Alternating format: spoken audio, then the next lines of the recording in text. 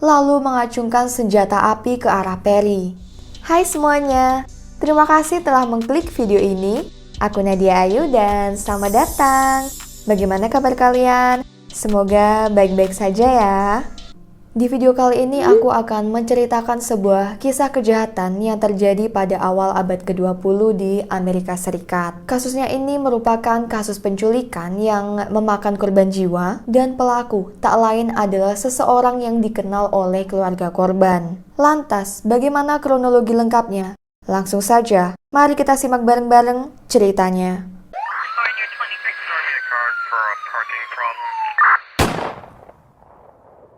Perry Marion Parker adalah seorang bankir sukses Amerika yang lahir pada 16 Desember 1879 di Mansfield, Pennsylvania. Pada tahun 1906, dia menikah dengan wanita cantik bernama Geraldine Hazel dan tinggal di 1631 South Wilton Place, Los Angeles, California. Kurang dari setahun pernikahannya, pada 14 Januari 1907, mereka dikaruniai anak laki-laki bernama Perry Willard Parker, dan 8 tahun kemudian, lahirlah bayi kembar perempuan mereka, Marjorie Helen dan Marion Frances. Keluarga Parker sendiri cukup terkenal di daerahnya. Mereka adalah keluarga yang kaya raya dan juga dikenal harmonis. Namun, kehidupan tentram ini sepertinya harus terenggut ketika salah satu anggota keluarga mereka diculik pada Desember 1927.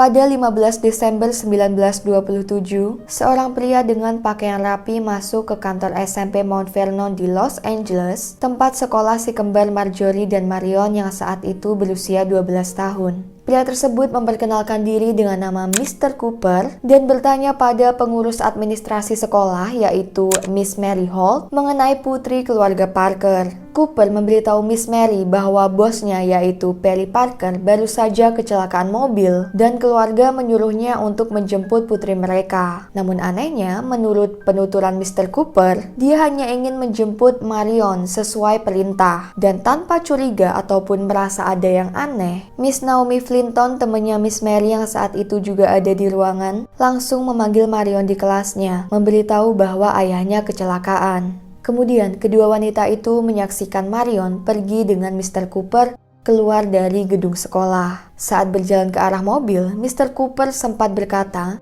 "Jangan menangis anak manis, aku akan membawamu ke tempat ayah." Mereka berdua lalu menaiki mobil, tapi Marion tak pernah sampai ke tempat ayahnya seperti yang dijanjikan. Dan faktanya, sang ayah tidak kecelakaan. Pria yang mengaku bernama Mr. Cooper itu menghampiri Marion hanya untuk menculiknya. Geraldine, sang ibu, merasa cemas saat melihat Marjorie pulang sendirian tanpa kembarannya. Kekhawatiran itu pun berubah menjadi ketakutan ketika Perry menerima sebuah telegram dengan isi, "Jangan melakukan apapun sampai Anda menerima kiriman paket spesial Marion Parker." Tak lama, pelaku pun mengirimkan telegram kedua, yang intinya mengatakan bahwa Marion aman dan meminta pada keluarga Parker agar tidak merusak rencana mereka. Perry lalu menghubungi sekolah anaknya dan pihak sekolah memberitahukan yang terjadi tadi siang, bahwa Marion dijemput oleh pria bernama Mr. Cooper. Dia pun langsung menelpon polisi karena Perry yakin bahwa anaknya ini telah diculik. Pihak berwenang kemudian mencatat deskripsi Marion, yaitu mempunyai tinggi 137 cm, berat badan sekitar 45 kg, memakai dress style English print, sepatu Oxford, dan stocking coklat di hari dia diculik. Marion mempunyai ciri rambut coklat gelap lurus, bergaya bob pendek, pokoknya sangat mirip dengan kembarannya. Polisi juga membuat profil Mr. Cooper, yaitu laki-laki berkulit putih, berusia antara 25 hingga 30 tahun, dengan tinggi sekitar 172 cm dan berat badan 68 kg. Dia mengenakan mantel coklat abu-abu tebal, sepatu hitam, dan topi saat menjemput Marion. Informasi ini pun langsung polisi sebarluaskan ke masyarakat. Kepala Detektif Herman Klein telah memerintahkan banyak petugas kepolisian untuk menangani kasus ini, dan beliau menyatakan keprihatinannya pada keluarga Parker. Hari berikutnya, sebuah surat yang berisi permintaan tebusan sampai di keluarga Parker. Dalam catatan tersebut, penculik meminta uang senilai $15.000 dalam bentuk sertifikat emas jika mereka ingin Marion pulang dalam keadaan selamat. Ada juga surat tambahan yang diduga ditulis oleh Marion, yaitu, "Ayah, tolong turuti apa yang dia mau, atau jika tidak aku akan dari anak kesayanganmu, Marion Parker." Penculik kemudian mengirimkan pesan instruksi agar tebusannya dikirim ke 10th Street and Granary Place, di mana lokasinya ini jaraknya tidak begitu jauh dari rumah Perry. Dia pun mengikuti instruksi tersebut. Namun sayangnya, penculik berhasil kabur saat tiba-tiba polisi yang diam-diam mengikuti Perry menangkapnya. Perjanjian pertukaran tebusan dengan Marion pun gagal. Tak lama, si penculik mengirim beberapa surat lagi, memberitahu Perry bahwa Marion masih hidup untuk saat ini. Dia menyuruh Perry untuk menunggu telepon dan memperingatkannya agar tidak melibatkan pihak berwenang seperti sebelumnya jika mau anaknya tetap hidup. Pada sekitar jam setengah 8 malam 17 Desember, penculik pun menelpon Perry. Dia menyuruh Perry untuk membawa tebusan ke West 5th Street and South Manhattan Place di Los Angeles, dan dia pun sampai di tempat pertemuan jam 8 malam. Tak lama, sebuah mobil Chrysler Coupe menghampirinya. Pria di kursi pengemudi yang wajahnya ditutupi bandana kemudian menurunkan kaca mobil, lalu mengacungkan senjata api ke arah Perry. Dengan berusaha tetap tenang, Perry bertanya, apakah anaknya baik-baik saja? Sang penculik pun menimpali, dia sedang tidur. Setelah uang tebusan diberikan, penculik pun mendorong Marion keluar dari mobil dan segera meninggalkan tempat tersebut. Perry berlari menghampiri anaknya, namun betapa terkejutnya dia ketika melihat wajah Marion telah pucat, dan tak hanya itu, kedua tangan dan kaki anak tersebut telah hilang. Jadi dipotong sama penculiknya. Segala harapan pun sirna, berganti dengan kepedihan dan duka setelah menyadari bahwa putri kecilnya telah meninggal.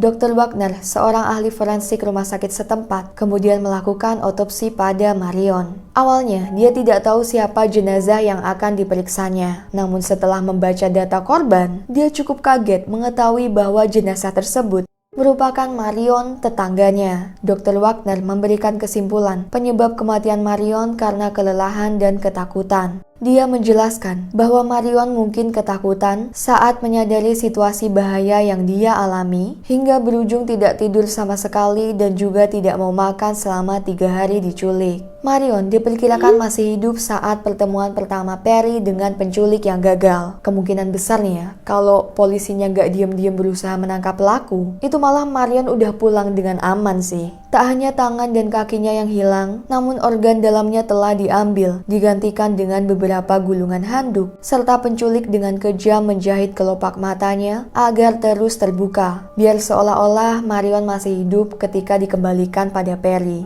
Pada 18 Desember, beberapa pejalan kaki yang melewati Taman Ellison Los Angeles melihat benda mencurigakan yang dibungkus dengan kertas koran dan diikat dengan benang panjang. Setelah polisi memeriksanya, mereka menemukan tangan, kaki, serta organ dalam yang dipastikan milik Marion. Pada hari yang sama di 620 Manhattan Street, seorang wanita melihat sebuah koper yang diletakkan di halaman depan rumahnya dan ternyata berisi kertas berlumuran darah serta gulungan benang. Benang tersebut kemudian diketahui merupakan benang yang sama yang digunakan penculik untuk menjahit mata Marion. Polisi kemudian melakukan pencarian pelaku besar-besaran hingga melibatkan 20.000 anggota kepolisian dan juga ribuan masyarakat. Keluarga Parker dan donatur mengumpulkan uang imbalan sebesar $10.000 bagi siapapun yang berhasil memberikan informasi dan berhasil menangkap si penculik, baik hidup ataupun mati. Sementara itu, selama investigasi, polisi mencurigai salah satu mantan pegawai Perry Parker, yaitu seorang pemuda bernama William Hickman. William merupakan mantan pengirim pesan di Bank First National yang pernah dipenjara karena melakukan penipuan dan pemalsuan cek pada Juni 1927.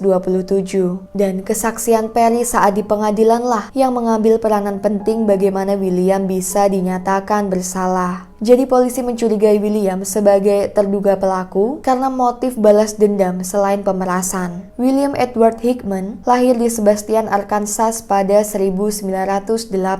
Dia merupakan putra bungsu dari William Senior dan Eva Hickman. Keluarganya kemudian pindah ke Kansas City, Missouri saat dia masih kecil, lalu pada tahun 1925, sang ayah pergi meninggalkan dia, ibu, serta kakaknya. William sendiri merupakan murid unggulan sewaktu SMA dan dia juga aktif di beberapa klub sekolah termasuk klub debat. Balik ke permasalahan tadi, setelah diperiksa, beberapa handuk yang dijejalkan ke tubuh Marion bertuliskan Bellevue Arms, yaitu nama sebuah gedung apartemen yang terletak di 168 Bellevue Ave, Los Angeles. Pada 20 Desember, polisi pun mendatangi apartemen tersebut dan di sana mereka bertemu dengan seorang pria yang sangat mirip dengan profil penculik Marion. Pria tersebut mengaku bernama Donald Evans dan dia mempersilahkan polisi untuk menggeledah apartemennya. Sayangnya, sebelum sempat diinterogasi lebih lanjut, Donald Evans berhasil kabur. Nantinya, polisi mendapatkan informasi bahwa William Hickman ternyata pernah menyewa kamar apartemen nomor 315. Tak diragukan lagi, Donald Evans merupakan William Hickman, sang penculik sekaligus pelaku penghilangan nyawa Marion.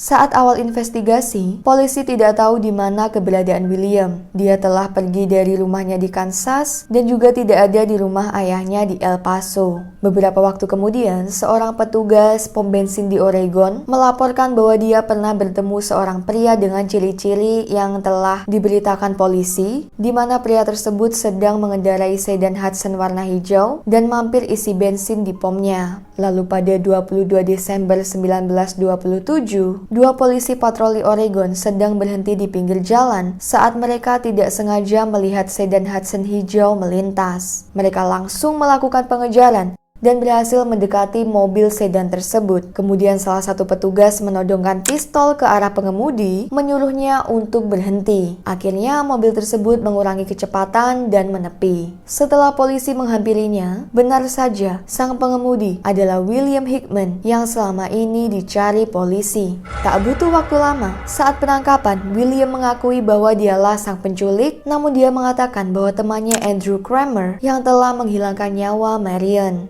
Namun setelah dicek, saat peristiwa penculikan dan penghilangan nyawa Marion berlangsung, Andrew sedang berada di penjara. Jadi bohongnya William ini kurang mulus ya. Polisi Los Angeles kemudian menjemput William dan membawanya dari Oregon ke California menggunakan kereta. Selama di perjalanan, William menulis surat pengakuan sebanyak 19 lembar atas penculikan Marion Parker. Dia mengaku motif penculikannya untuk bisa mendapatkan uang tebusan yang akan dia gunakan untuk membiayai uang kuliahnya. Dan dia mengelak melakukan penculikan untuk balas dendam. William mengatakan dia terpaksa menghilangkan nyawa Marion setelah sang gadis bilang dia mengenalinya. Keduanya memang pernah bertemu sebelumnya saat William masih bekerja dengan Perry. Dia mengatakan telah si korban agar tubuhnya lebih mudah disembunyikan. Tapi akhirnya dia sadar bahwa Perry nggak mungkin mau memberikan uang tebusan jika dia tahu anaknya telah meninggal. Makanya William menyumpalkan handuk ke Marion dan menjahit matanya dengan posisi terbuka agar dia terlihat masih hidup.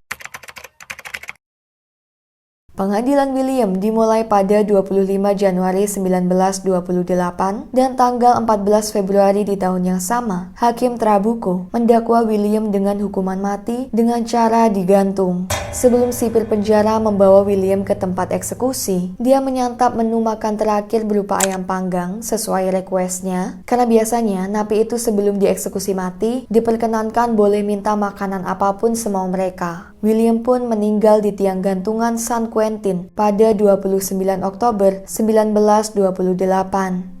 Perry dan Geraldine pastinya akan diliputi rasa kehilangan seumur hidup. Namun keduanya tidak membiarkan kebencian merasuki hati mereka. Perry meminta pada keluarga besarnya serta orang-orang untuk memaafkan kedua petugas administrasi SMP Mount Vernon yang telah membiarkan anaknya pergi dengan orang asing. Sementara saat dewasa, kembaran Marion, Marjorie, menikah dan tinggal di San Diego, dan kakak laki-lakinya, Perry Parker, bergabung di Angkatan Militer Udara Amerika selama Perang Dunia Kedua dan Perang Korea. Kalau untuk saat ini, kebetulan seluruh keluarga Parker sudah meninggal dunia ya. Karena kejadiannya ini udah lama banget.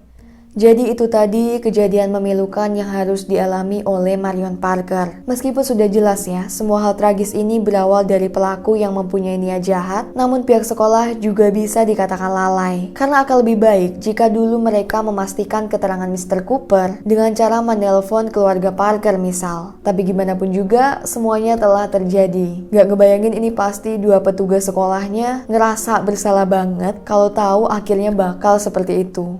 Well, terima kasih banyak telah menyimak cerita tadi. Dan bagi kalian yang udah subscribe channel ini, aku ucapkan terima kasih banyak. Bagi yang belum, silahkan subscribe dulu, serta nyalakan loncengnya biar nggak ketinggalan updatean video terbaru. Aku Nadia Ayu, sampai jumpa di video selanjutnya.